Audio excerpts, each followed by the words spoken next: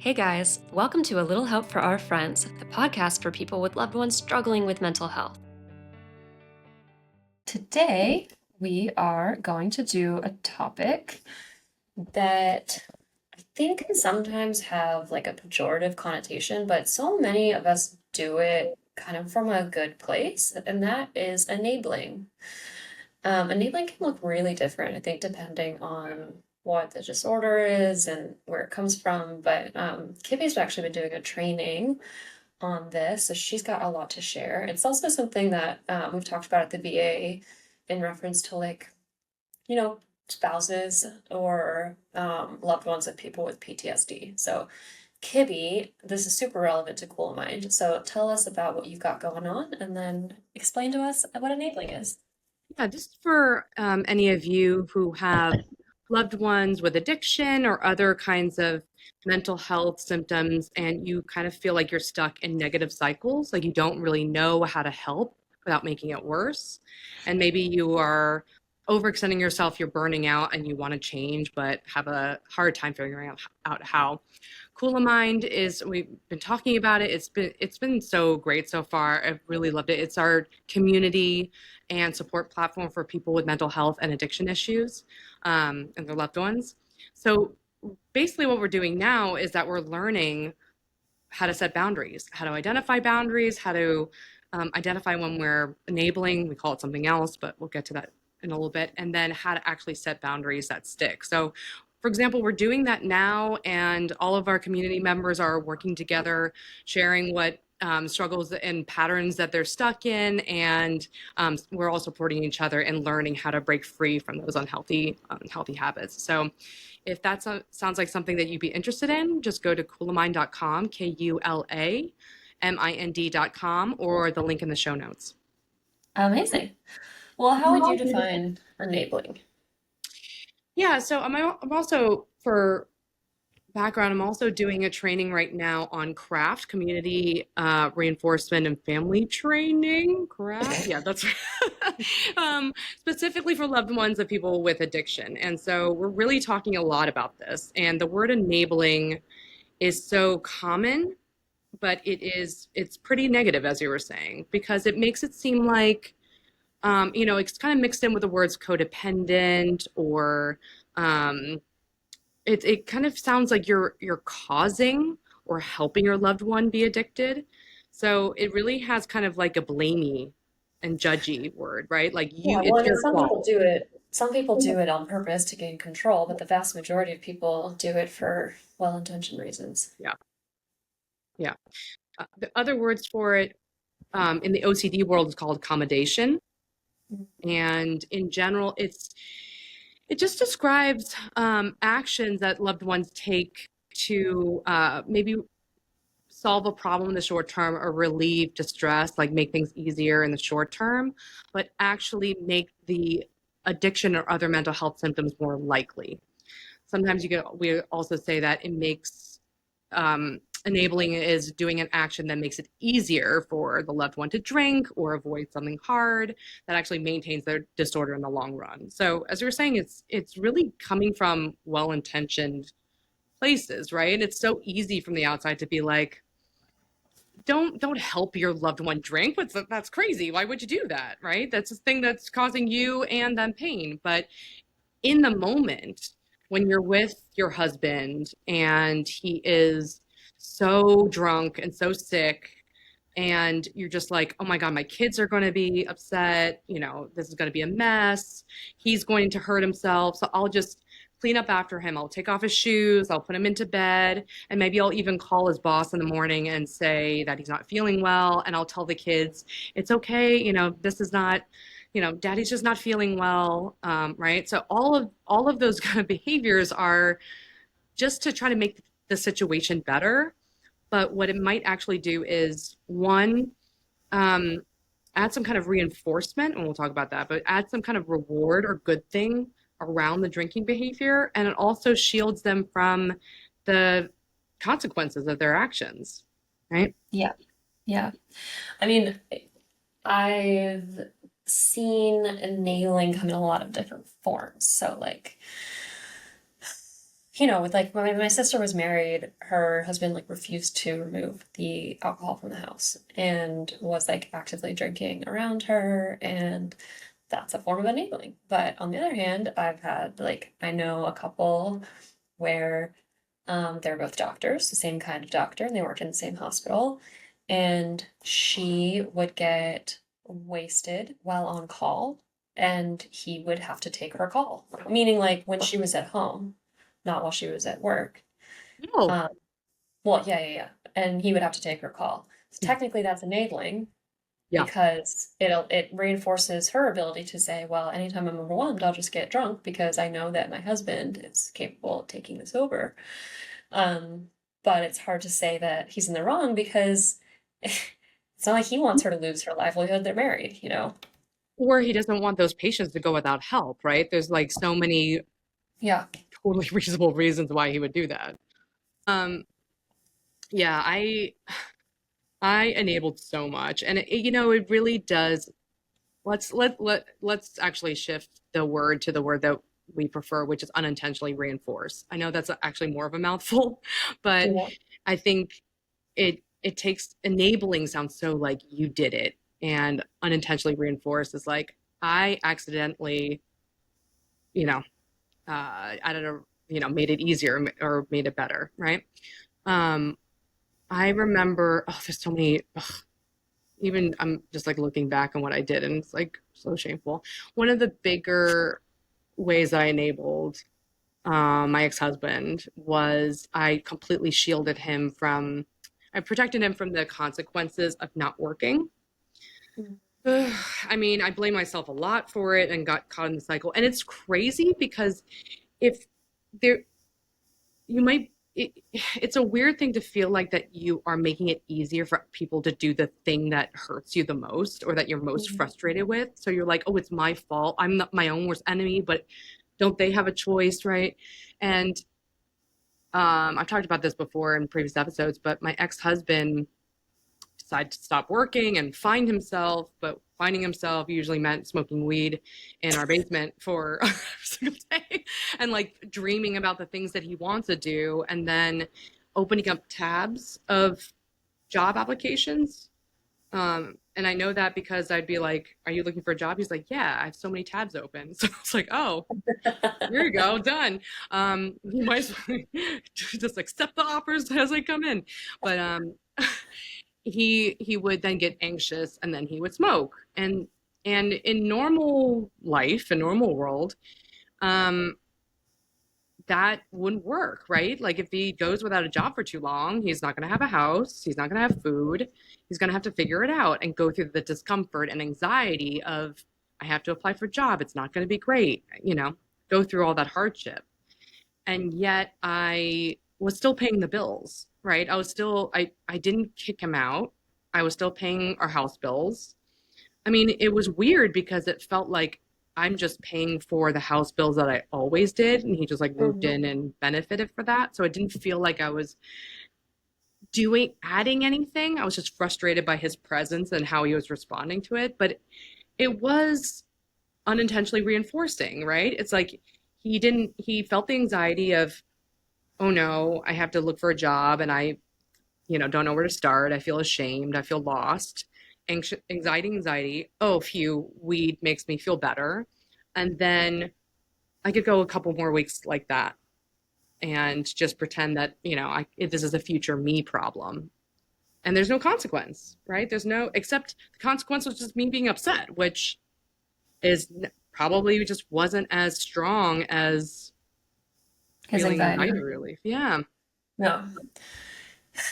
I think what I'm struggling with, you saying that you feel shame around this and, you shouldn't have done these things. It's like, I don't know how to put this exactly, but at what point do we need to step in and be our partner's therapists, like be our partner's behavioral plans? Um, it's a bit unfair on the partner. Now, and fairness doesn't really matter, right? Because you have to do what's effective if you want to get ahead, like fairness, fairness. But I think it is hard to know when it's really on you to basically say, you know, I need to take away my support, or I need to figure out how to let you feel the natural consequences of your behavior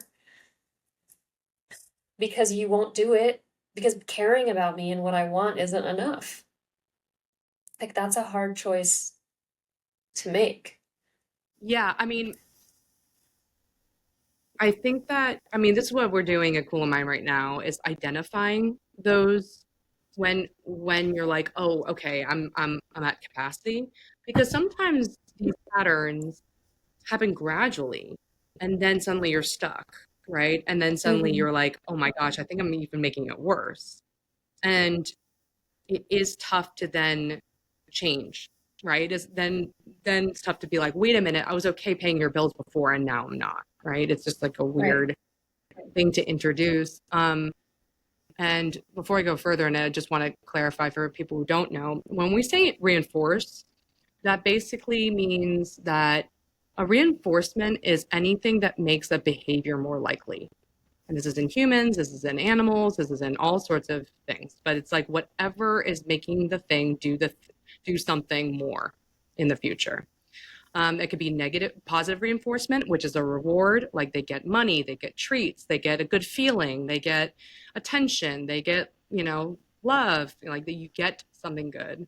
Or negative reinforcement means taking away something bad, anxiety relief, um, relief of responsibilities, right? Or, that beeping noise when you don't put on your seatbelt. And then as soon as you put on your seatbelt, it turns off, right? So it's just adding, like either something good or less bad, and that makes the behavior more likely. And as I was saying, that could change over time, right? I might have been okay with paying the bills for the first few months, and then after 4 years, my boundaries have changed, my limits have changed. So,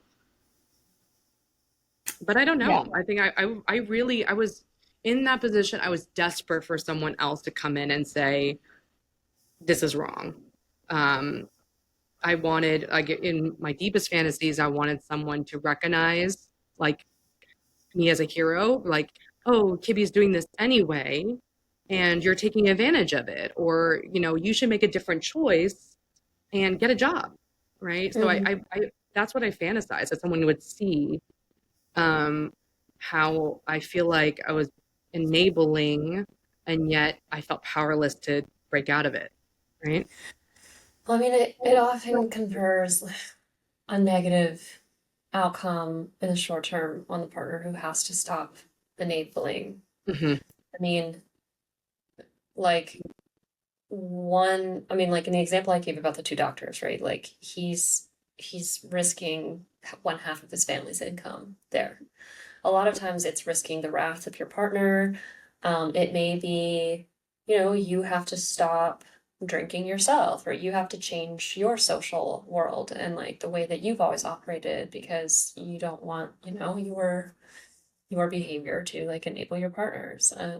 In the world of PTSD, a lot of times enabling looks like, the person with PTSD is going to want to start avoiding a lot of things, avoiding going out, avoiding crowds, avoiding loud noises, and it's really frustrating for the partner because they want to be living their lives, right? But in order to in order to not enable, it feels like they have to like just put up a huge fight, like drag their partner to this thing and then watch them be scared and uncomfortable and angry. Hmm. I mean, that's a lot to ask of a person. Yeah. I mean, going through not enabling, like stopping the enabling, like that could lead to so much headache, so much argument, so much like distress and chaos that, people might just be like, I just don't want to deal with that. Like, I just don't have the strength. I'll just, make this easier and do it. I mean, to that point, I remember before my ex and I lived together, he was finishing his residency, and got in trouble. And they were punishing him, and they said, you might not be able to get your license as a doctor. And he had called me up and said, I, so upset, like, oh, how could they do this? This is so terrible. I feel so bad. But you know what? I don't, makes me think that I don't want to be a doctor after all. I just want to find myself and, do other things. And I remember he was going to move into my house, and we had made an agreement, like I talked about this explicitly, that we would split the bills, we would split the contributions. And I remember at the time when we had that conversation, he was like, why would you even question that? I'm going to be a doctor. Like, how could you even think that I wouldn't contribute? I probably would contribute, whatever.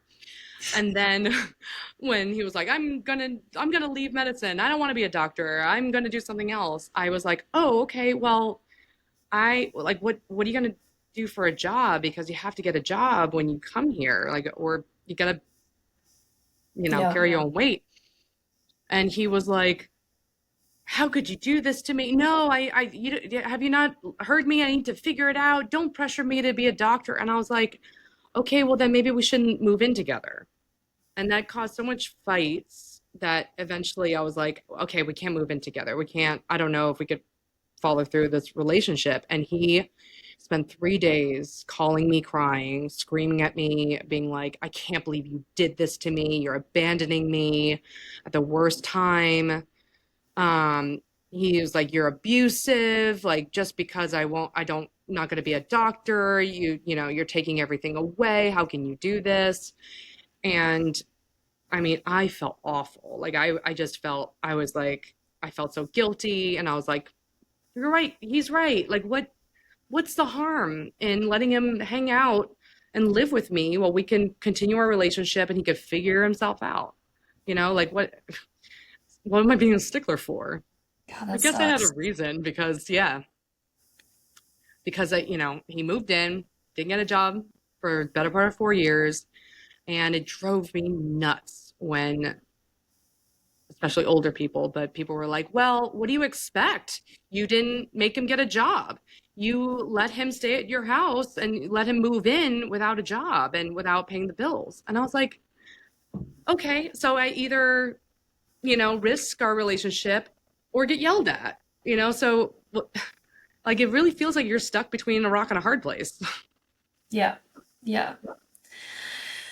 That story is really upsetting. That bastard. When I think about it, I haven't talked about him in a long time, but whenever I do, I'm just like, what was I thinking? What was I?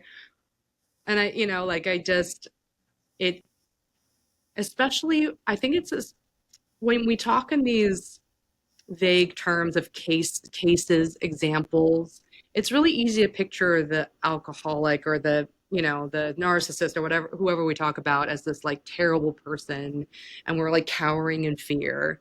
But often, Mhm. no, often these loved ones are vulnerable and they're soft Yeah. and they're like trying and they are sorry and they don't want to be like this and they don't want to hurt you, right? And so when he was that remorseful and that vulnerable, I was like, how can I? Okay, fine. It's just easier. Oh, right. I'll keep paying the bills. All right, just this Well, and month or it's so. tough because like it is valid to when somebody's really struggling, throw them a life raft.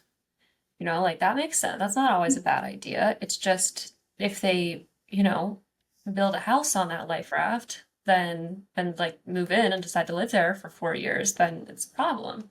But it's hard to know at what point. I mean, you don't literally see them building the house there, so it's hard to know at what point you have to cut off support. Yeah. And it can feel like sometimes it's too deep. I mean, with PTSD, it's really hard because it's like, are you like, okay, like let's say I was married to somebody with PTSD. Everybody knows how important dates are to me. Well, dates stop being fun if your husband is scanning the crowd and looking at the door the entire time and not being able to concentrate on you and, put up a fight going. So it's kind of like, okay, yeah, I'm going to make him go on this date, but for what purpose? And neither of us is going to enjoy it. Like, Yeah. so so where do you start? What do you do to intervene? I don't know. You've been going to this training, Kitty. I don't know. They're just No like, they idea. just throw up their hands. I'm They're like, trying. I'm yeah. in the training to figure out what I should have done differently. I mean, I think you start when I think for most people, they're gonna spot their enabling unintentional reinforcement patterns when either they are losing capacity to keep offering that support, like it's draining to keep doing that. Like I got to the point where I had no more money. Like that was the point. I was like, I can't keep supporting it. Um, or when the resentment builds, when you kind of feel like, I feel like I've extended myself past my limits. Or um, another thing is like when you notice that the problematic behavior, whether it's drinking or not getting a job, avoidance, whatever, is getting worse, right? I think that's when usually it's like, oh my gosh, we need to get this person help in general. Let's get them to treatment. Let's get them to therapy. This has to change. And Mhm. then like subtly the loved ones need to change their reinforcement patterns, right? So it's like, when you notice that either the avoidance is just staying the same for years and years or getting worse, they're avoiding more things. Balance and balance. I mean, yeah, like if there's a behavior that's really unhealthy or a behavior that's really unattractive or something that you just don't want to put up with and you're on a timeline, right? Like Mm-hmm.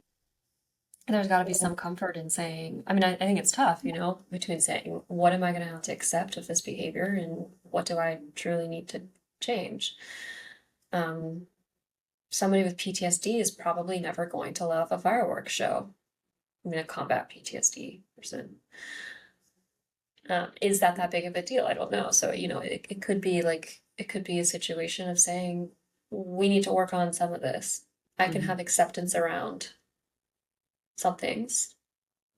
Can Mm-hmm. have some acceptance around the fact that you struggle and maybe you're not going to enjoy the same things that I do or be able to, live the life I wish you could. Mm-hmm. But we're suffering here. Mm-hmm. Yeah, and that those limits can change, right? Like you could be fine with it for a while, and then one day you're like, you know what? I'm done. Yeah. Have you, did you find yourself reinforcing your ex's Yeah. I mean, I'm trying drug use? to. I think that's so complicated is that it's kind of like, well, what can you consider reinforcing? Exactly. Because you could say that me working on my thesis constantly was enabling because it left him to his own devices all the time and, you know, allowed him to do his first choice activity, which was drugs. But would you Mm, really, really say that's enabling? You know what I mean? Like, I'm not like directly making it like I'm not necessarily directly reinforcing it. I mean, I suppose, and like I would say, had an alcohol problem, maybe. And we had a bit of a party house, and so you could say that me participating in the very like social events that we had maybe reinforced it. Um, yeah, I don't know. yeah. I mean, I think even this example highlights how if you do enable or unintentionally reinforce these behaviors, unhealthy behaviors, you can't be blamed for it. This is not the cause. I think sometimes I've been hearing, especially like partners or parents of people with severe addiction that maybe, or like um, emotion dysregulation, and they ended up in the hospital, and they'll say to themselves like, did I do this? Is this my fault? Oh, I should have taken away the bottle, or Mhm, like I shouldn't have done that, right? They really want to blame themselves just because it mhm. feels like there's something that they can do and they could have done differently. But Yeah, as you're highlighting, like it's these behaviors are being reinforced by a bunch of stuff, not just you, right? yeah, Like even in that picture of him drinking and other stuff, it would be what's probably reinforcing are the feelings that he got, right? Like the good feelings of getting drunk or high. having fun with friends, like Yeah. being seen as social, being seen as fun, probably decrease in social anxiety. And then you, got to enjoy that party atmosphere, right? So there's like several different things that are reinforcing there. Mhm. And maybe if you had done anything differently, it wouldn't have changed like the equation of how much is being reinforced, right? You know? I mean, I think that's the problem, like he wasn't interested in changing. And so, like with my sister, it was clear she was an alcoholic and it was clear she was destroying her life. Um, and her husband's choice to keep up like the alcoholic environment was quite questionable because she she was very clearly suffering. Um, she was very clearly putting a lot of things at risk, and it was very dangerous, and he hated it.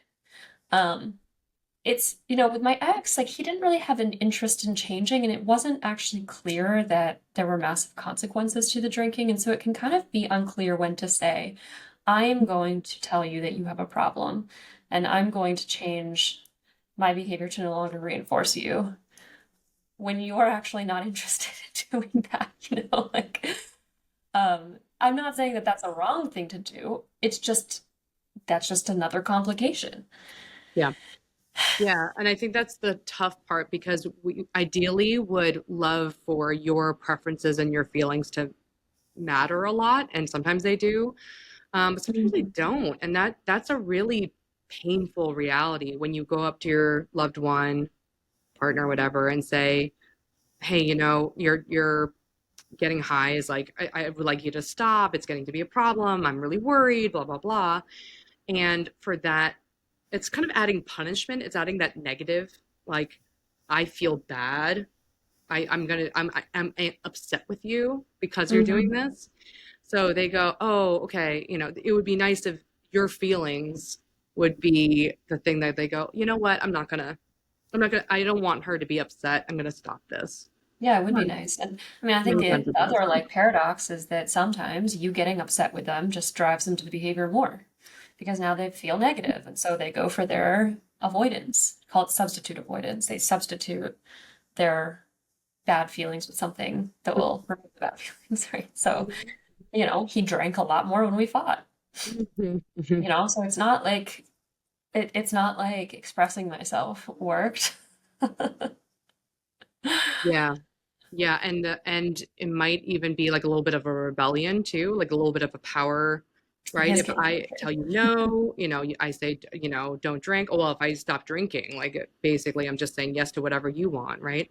Like Yeah. sometimes my ex, it became like I would talk to him about a job and it'd be like, oh, well, I'm not going to be a doctor just because you want. I'm like, what? So just sometimes it's a little bit of a power struggle when you Yeah. when you have the talk of like, you know, your behavior is bad or whatever. Yeah. Oh, I mean, it's different for different things, right? Like alcohol,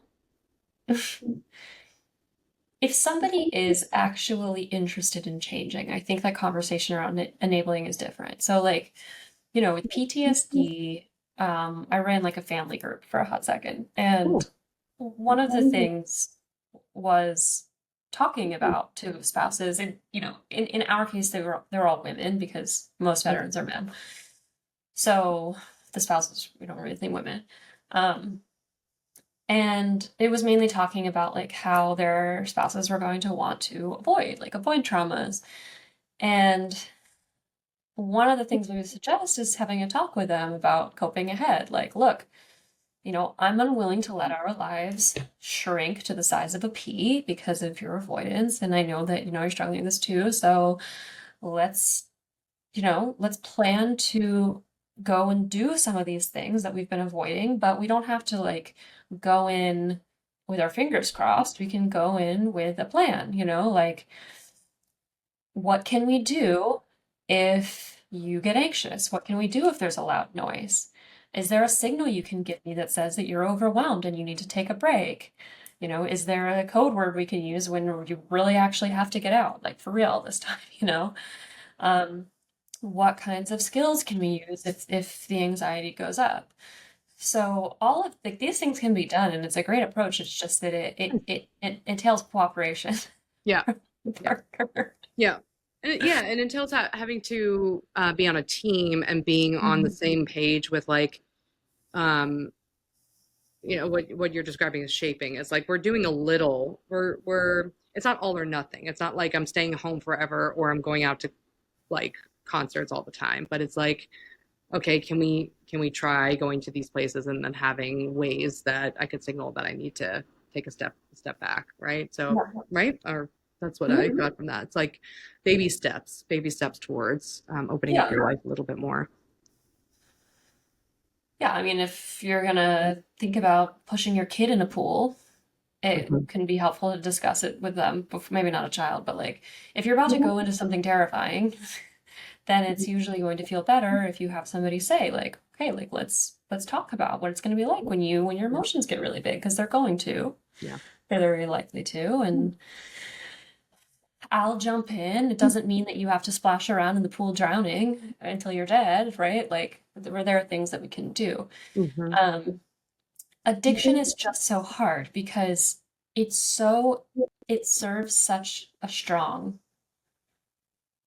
purpose, and it rewires your brain, you know? So yeah. it's so tough because you're fighting in two battles or more. hmm And so it's like maybe sort of less likely that you're going to get that collaboration.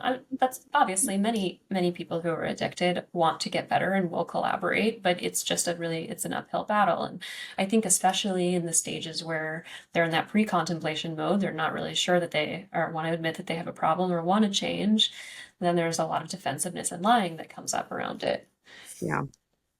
Yeah, it's kind of relieving and sad to hear that addiction and the substances, I mean, they rewire like we're when we talk about reinforcement, we're talking about the reward system. How do we do stuff and then get a reward and what does that feel like and keep going, right? And substances change all that. It hijacks the brain so that you just want that reinforcement of the drug, right? You just want that. Like it's like almost tunnel vision. And so your partner, your loved ones like pleas for, get help and stuff like that kind of like fade in the distance and they may Yeah. want to make you happy. They might be sad that they're hurting you, but their brain is like, "Whew, I have to the only reward that matters is getting high." Yeah. Yeah. Ugh. I know. It's such a tough one. I mean, and look, like it is hard to like. There are so many times when my sister, during her quote unquote sobriety, has been like asked me for just a sip of my drink, like at family functions or whatever. And it's really hard to be like, no. What do you do? I've given in. Yeah, I Yeah, don't think there's any good way, no, be the keeper of her sobriety. I mean, but yeah, oof, that's tricky. That's so tricky. yeah. I'm trying to think if anything from like MI can be helpful. I think like trying to resist power struggles hmm is is going to be helpful. There's an element of dropping the rope and just trying to like reflect their own motivation for things to change without trying to there's something called the righting reflex where, if they take a position, like anybody who's trying to get better but isn't is struggling with ambivalence. Typically when people are completely committed to something, the needle will move, unless it's completely out of their control, right? But often when we're dealing with this ambivalence, I might talk on here all the time about how I want to lose 10 pounds. If I were fully committed to that, I would probably have lost 10 pounds because there are a lot of ways to go about that. But the fact is, I'm actually ambivalent because of the behavior change it would take. It would mean me drinking less, eating less, eating different foods, moving more, doing things I don't like. And so the problem is that ambivalence means you're basically like teetering on a seesaw.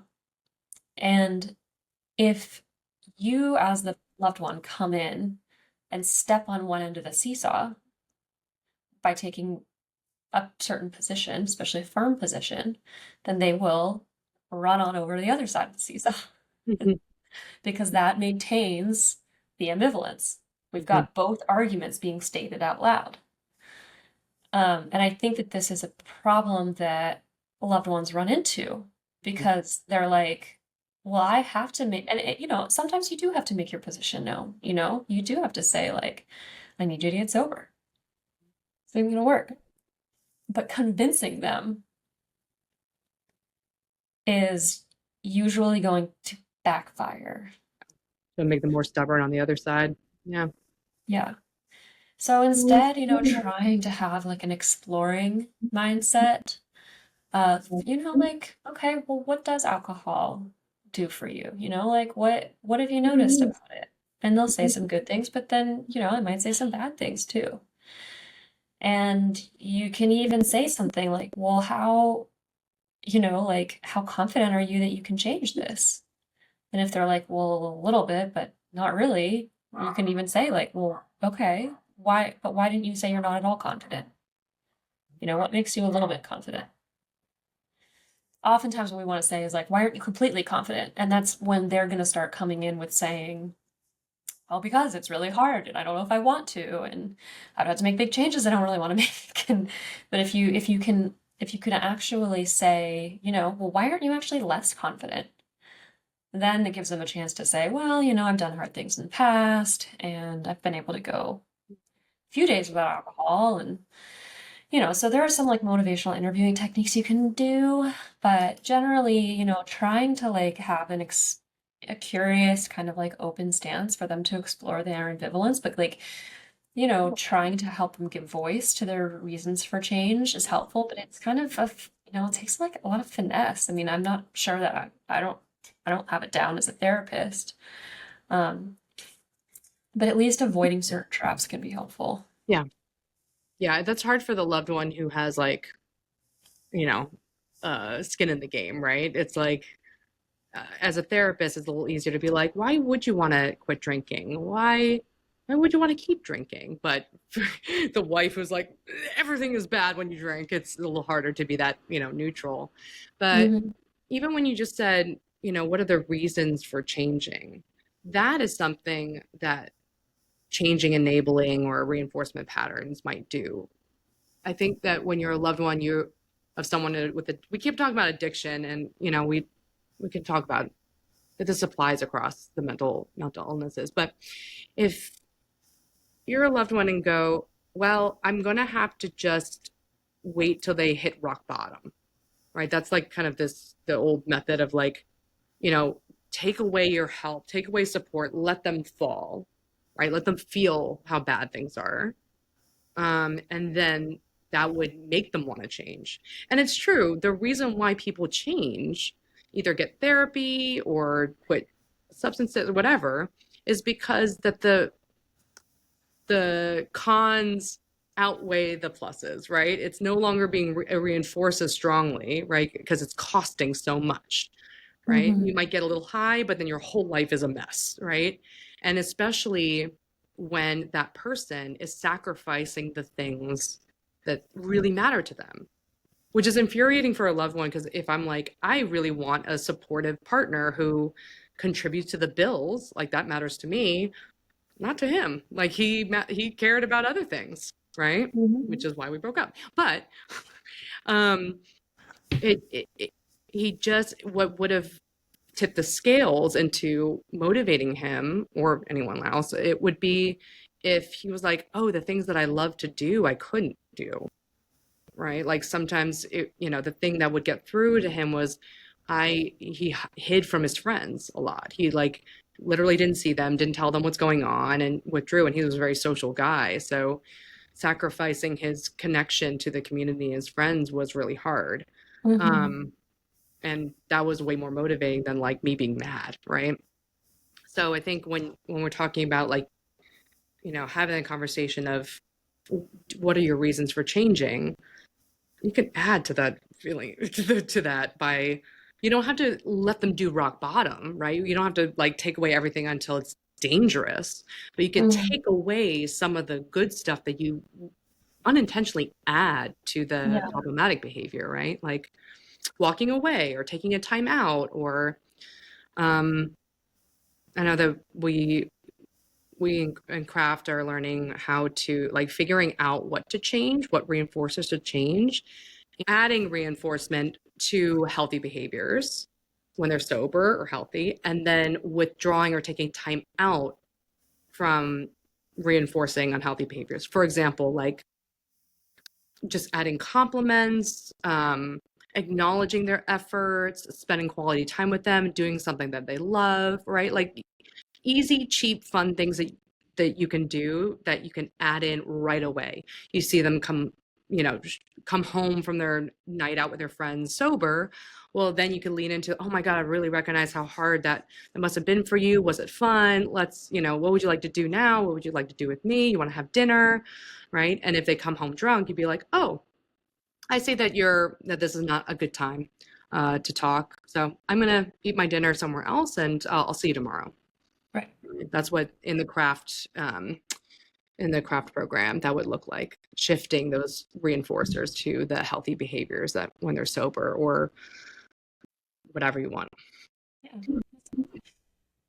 Yeah, I mean, figuring out how to let them experience the natural consequences of their behavior in ways that are not actively dangerous, I suppose. But I like that idea of putting more marbles in the Mhm. um, incentive to change column and removing them from the incentives to stay the same column.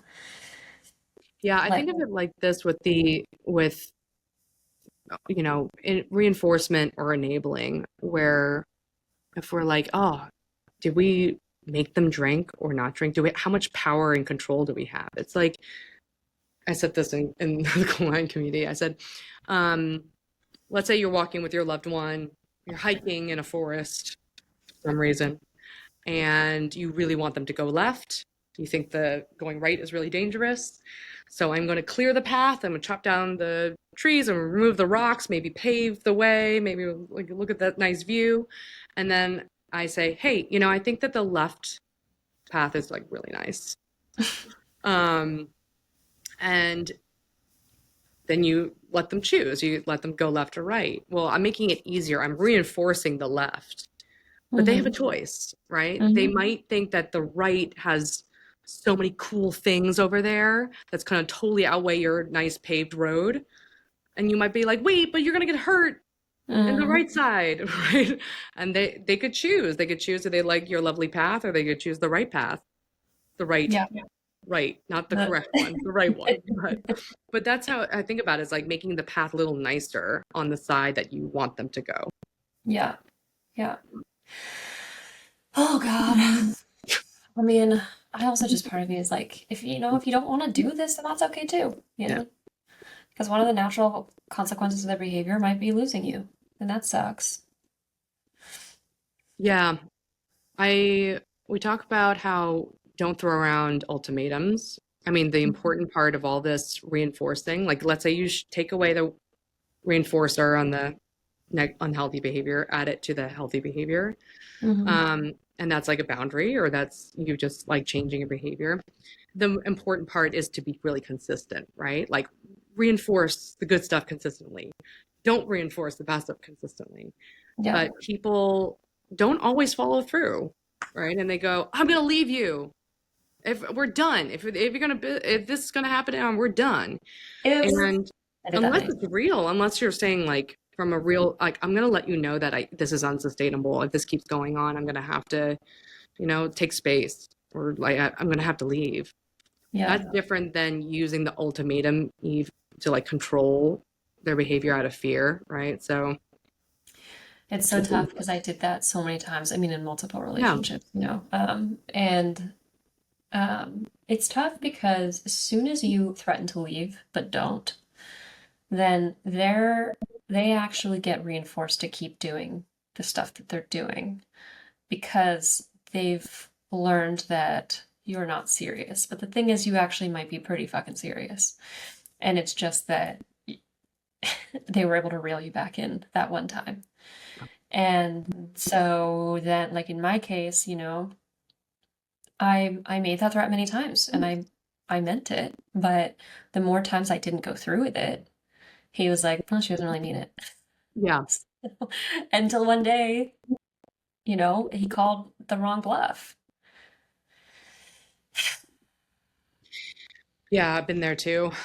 It's tricky. All this like boundaries and changing reinforcement is really tough when that person does the healthy behavior and behaves and listens just enough for you to be like, ah, good, Mhm. right? Like my ex would start pulling up those tabs, the job search tabs, and then I'd be like, okay, good.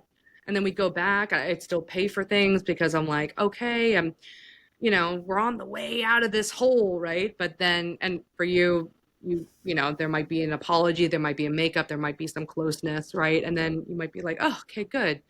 The bad stuff is over. And then they do it again, right? And then you're Mhm. like, oh, why didn't I just leave? I knew this would happen. But you gotta have some forgiveness for when you have hope and when you believe in them and believe that things change. But I Yeah. guess then you might have to change the reinforcement to seeing sustained changes, right? That was the thing that I messed up on, where you could reinforce like, oh yeah, they're trying, they're doing it. But then I'm going to really reinforce you if you keep this up for 6 months, if you stay sober for longer than just like a week. Mhm. Yeah. You didn't mess up on anything though, because It's my you were fault. in a marriage and it was his job to respect his wife's wishes. I'm just saying that because I don't want you or anybody else to feel like if they aren't, perfectly reinforcing their partner or whoever, that they're messing it up, right? I mean, ultimately, it's like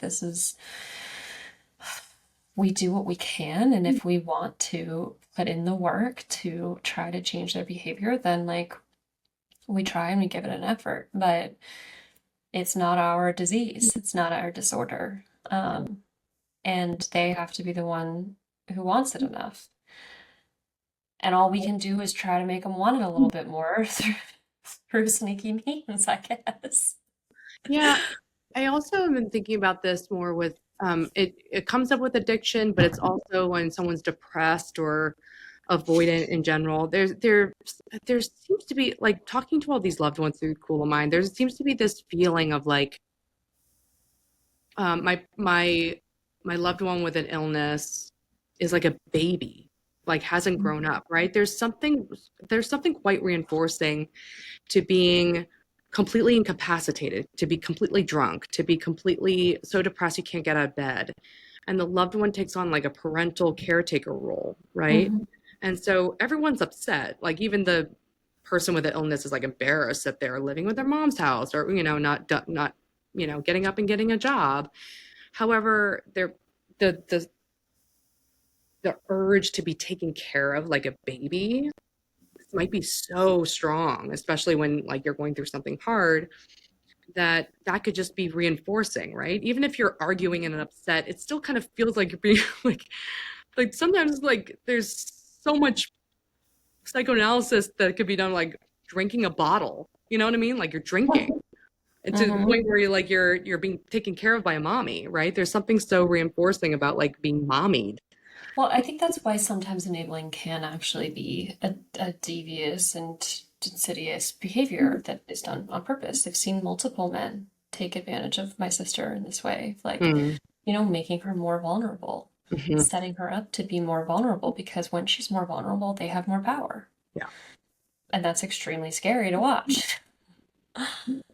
Um, and so if you feel as though somebody in your life is enabling you, not because it's just too difficult or confusing for them to fight to battle your disorder, but because they're actually putting you in situations to weaken you, like by removing your support systems, like by giving you like a lot of maybe love and attention when you're incapacitated, Mhm. um, maybe by removing your financial means. always being the one who wants to rescue, right? Like, it's just something to think about, like is your disorder really putting you at relational risk, and is somebody manipulating that? Yeah. Yeah, it's just like such a family systems approach and all the stuff that we talk about how mental illness and addiction aren't just one person illnesses. It's like the system is sick, the disease is in the system. How Yeah. how do you get care? How do you get attention for your pain? How what does someone like to do to feel valuable and helpful in your life and take care of you, right? Like Hmm. I will admit that there was something reinforcing to me about being the one who can fix everything, who can handle it all, right? There was something like that was part of my identity. It's like, well, I have a husband who's, like not working and I have to do everything myself. Like it really, there was something about it that felt, I wouldn't say good, but it felt purposeful or it felt Yeah. like it was something, I don't know. Ugh, ugh. I was a mommy. I was a mommy. Yeah. It's tough because sometimes your person, your loved one will pull for your affection and attention that can make you feel important and valuable. Yeah. Um, you just want to make sure you're not getting high on that, Yep. because it really shouldn't be a good thing if your partner or whoever is incapacitated in some way. Yeah. And if that's a time when you feel most connected to them, that's something to examine. It might not mean something is, psycho in you. It might mean that, like, you come from a background where it was really hard to get softness and attention, and your loved one giving that to you when they're most vulnerable feels like the only way you can get it, I mean, that's very valid. Um, but it set both of you up for misery. Hmm. So interesting. We're talking about like reinforcing like drinking or mental health, or unhealthy behaviors, but it's like now we're talking about reinforcing for us, right? Like what's reinforcing in this dynamic. Interesting. Yeah.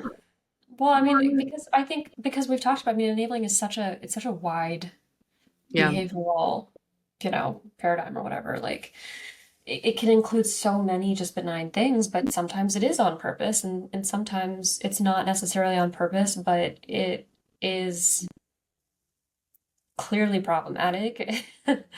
Um, I mean, all of the times we enable, it's because it does something for us, right? Like if it didn't do something for us, we wouldn't be doing it. And so Right. usually what it's doing for us is helping us avoid conflict or avoiding a headache or something. But Yeah. Avoiding sometimes what it's doing is conflict, just of for, like reducing their distress, right? yeah, Like keeping the relationship, like preventing them from leaving you, or even yeah, just like avoiding danger. I mean, I will say that the whole rock bottom, like let your loved one hit rock bottom and withdraw all your support, really got questioned as less popular when the opioid crisis has swept the nation, right? Because with alcohol, if you cut off contact, stop paying the bills, like let them live on the streets, like maybe they'll be okay. With opioid addiction, yeah. you stepping away and letting them experience the consequences, well, it's really deadly.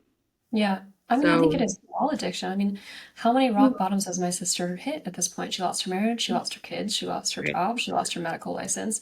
All she has to do is slam her car into another car and she's dead. Oh, Or suicide, right? I mean, I've had these conversations with her too. So it is very, very scary yeah, to let them hit rock bottom. And maybe it is better to drive yourself crazy trying to keep them from that than to let that happen.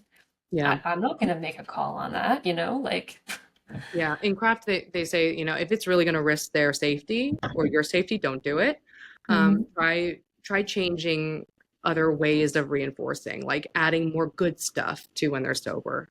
And I know that's hard, but it may point your brain to seeing other things that you can control besides the big thing, right? Besides for like, should I pay for their rent or leave them homeless? It's like, well, maybe that's not the thing that you change right now because that would be too risky and too uncomfortable. Maybe do other things like quality time, compliments, some other kind of reward in the Mhm. meantime. But it's tough. Yeah, there's no right answer, unfortunately. It's just I think it's something to kind of explore and think about and try to get some, I don't know, some perspective on like I think a lot of times it's very hard for people to set boundaries and they feel like they're hurting other people when they do it, but sometimes it's the best thing you can do for another person and for yourself. So it's Yeah. definitely a long game and it entails some short-term discomfort that's very legit. Mhm. Um, all right, well, guys, if you want to enable us to keep doing this podcast, you know what to do. 5-star rating, podcast, Apple Podcasts, and Spotify. We'll see you next week. By accessing this podcast, I acknowledge that the hosts of this podcast make no warranty, guarantee, or representation as to the accuracy or sufficiency of the information featured in this podcast. The information, opinions, and recommendations presented in this podcast are for general information only, and any reliance on the information provided in this podcast is done at your own risk. This podcast and any and all content or services available on or through this podcast are provided for general, non-commercial informational purposes only and do not constitute the practice of medical or any other professional judgment, advice, diagnosis, or treatment and should not be considered or used as a substitute for the independent professional judgment, advice, diagnosis, or treatment of a duly licensed and qualified healthcare provider. In case of a medical emergency, you should immediately call 911. The hosts do not endorse, approve, recommend, or certify any information, product, process, service, or organization presented or mentioned in this podcast, and information from this podcast should not be referenced in any way to imply such approval or endorsement.